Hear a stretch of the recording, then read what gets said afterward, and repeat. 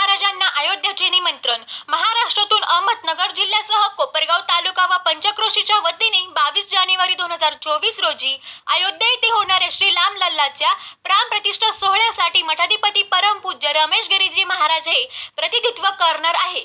त्यानिमित्त त्यांचे पूजन माजी नगराध्यक्ष मंगेश पाटील यांनी केले. राष्ट्रसंत सद्गुरू जनार्दन स्वामी मौनगिरीजी महाराज यांचे परमशिष्य परमपूज्य मठाधिपती रमेश गिरीजी महाराज हे दिनांक 18 तारखेला गुरुवार रोजी अयोध्या येथे जाण्यासाठी दुपारी 2 वाजता कोपरगाव आश्रमातून प्रस्थान करणार आहे. रमेश गिरीजी महाराजांनी तमाम राम भक्तांना दिवाळी साजरी करतो त्यासारखंच रामलल्लाचे स्वागत घरोघरी पंत्या लावून घरावर ध्वज लावून ज्यांना शक्य होईल त्यांनी आकाश कंदील ही लावावे व परिसरातील मंदिर सजवावे, हनुमान चालीसा पठण करावे, प्रत्येकाच्या घरासमोर रांगोळी काढावी, गोडधोड करावं, उल्हास आनंदाच्या वातावरणात रामलल्लाचा सोहळा टीव्हीवर सर्वांनी बघावा.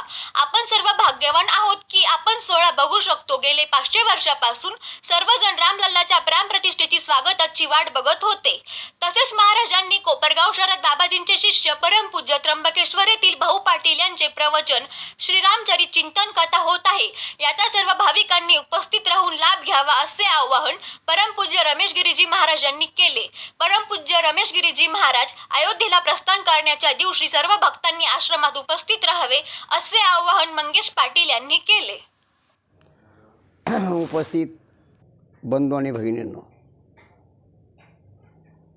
राष्ट्रसंत सद्गुरू जनार्दन स्वामी मौनगिरीजी महाराज आश्रमाच्या वतीने आपल्या सर्व भाविक भक्तांना संदेश आणि संकेत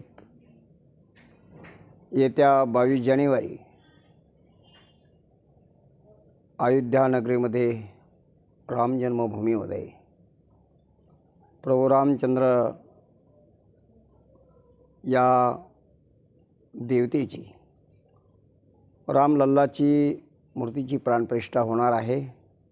होत असताना गेल्या 500 वर्षापासून आणि हा प्रश्न राम जन्मभूमीचा कचेरी कोर्टात गेला, परंतु त्याच अनुषंगाने तेथील प्रश्न सुप्रीम कोर्टाच्या माध्यमातून तो सुटला गेला आणि त्या ठिकाणी भव्य दिव्य असं जागतिक लेवलचं एक मंदिर भव्य त्या ठिकाणी उभं राहिलं आहे. आणि ते उभं राहून रामलल्लाची पौष शुक्ल द्वादशीला प्राणप्रतिष्ठा करण्याचं नियोजन ठरलं आहे. ठरल्यानंतर आपल्या कोपरगावच्या वतीने परिसराच्या वतीने आम्हाला ही विश्व हिंदू परिषदेच्या माध्यमातून आम्हाला आमंत्रण आलेलं आहे. आपल्या कोपरगावचं परिसरातील भाविकांचं श्रद्धास्थान संत जनार्दन स्वामी आश्रम कोपरगाव बेट हे आहे. त्या अनुषंगाने आपल्या सर्वांच्या वतीने आम्हाला आमंत्रण आहे आणि अशा त्या आमंत्रणाच्या माध्यमातून एक आत्ताच 2-3-4 ठिकाणी अक्षता कलशाचेही पूजन माझ्या हस्ते झालेलं आहे. संत संमेलनही झालेलं आहे. देवगडचे भास्करगिरीजी महाराज आणि त्या ठिकाणी मागच्या 15 संत संमेलन झालं. आणि अशा प्रकारे गेल्या अनेक वर्षाच्या त्या संघर्षाच्या माध्यमातून आपल्या सर्वांचं एक परमभाग्य आहे की आपल्या ह्या आयुष्यामध्ये एक असा एक सोहळा, अलौकिक सोहळा त्या ठिकाणी संपन्न होणार आहे. आपल्याला सर्वांना जाणं शक्य नाही. त्या सर्वांचं प्रतिनिधित्व म्हणून आणि आपल्या सर्वांचेच आशीर्वाद म्हणून आम्हाला त्या ठिकाणी आमंत्रित केलं आहे. जगातील मान्यवर, जगातील कलाकार, कलावंत आणि असे मान्यवरांनाच आमंत्रित केलेलं आहे. आता आपल्याला जाणं शक्य नसल्यामुळे आपण या कालावधीमध्ये अर्थात 22 जानेवारी या दिवशी आपल्या घरी गुढी उभारावी, रांगोळी काढावी, दीप जसं दीपावलीला आपण दीपोत्सव करतो असा दीपोत्सव करावा.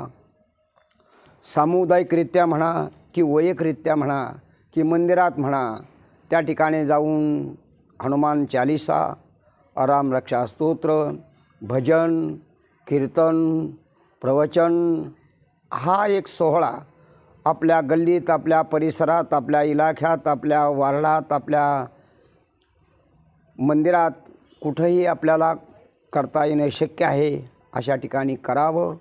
आणि त्याचप्रमाणे आणि असा हा आपल्या आयुष्यामधला एक महत्त्वाचा क्षण तो म्हणजे राम लल्लाच्या मूर्तीची प्राणप्रतिष्ठा. आपल्या सर्वांच्या कानावरती बातमी आलेलीच आहे, संदेश संकेत आलेलाच आहे.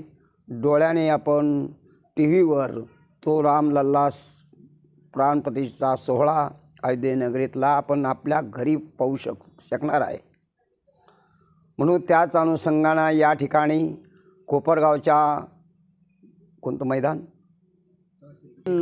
कार्यालयाच्या त्या परिसरामध्ये आमच्या ट्रस्टचे राष्ट्रसंत सद्गुरू जनार्दन स्वामी आश्रम ट्रस्टचे विश्वस्त भाऊ पाटील यांचीही रामकथा त्या ठिकाणी श्रीराम कथा त्या ठिकाणी ठेवलेली आहे. तेही आपल्या सर्व कोपरगाववासी भाविकांना आणि परिसरातील भाविकांना आव्हान, आपण त्या कथेचा आणि त्या आनंदाचा, त्या प्रवचनाचा आपण आनंद घ्यावा. इथांभूत सूर्यवंशातील असलेल्या रघुराया आणि त्या रघुरायाच्या सगळ्या पिढ्यांचं सुद्धा संदेश संकेत आपल्याला ऐकायला मिळणार आहे.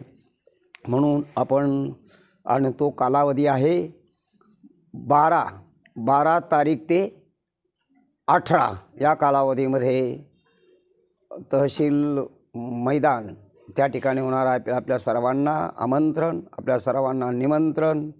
राष्ट्रसंत सद्गुरू जनार्दन स्वामी आश्रमाच्या वतीने आपल्या सर्वांना संदेश आणि संकेत देऊन माझे 2 शब्द पूर्ण करतो. जय जनार्दन, जय जनार्दन, जय जनार्दन.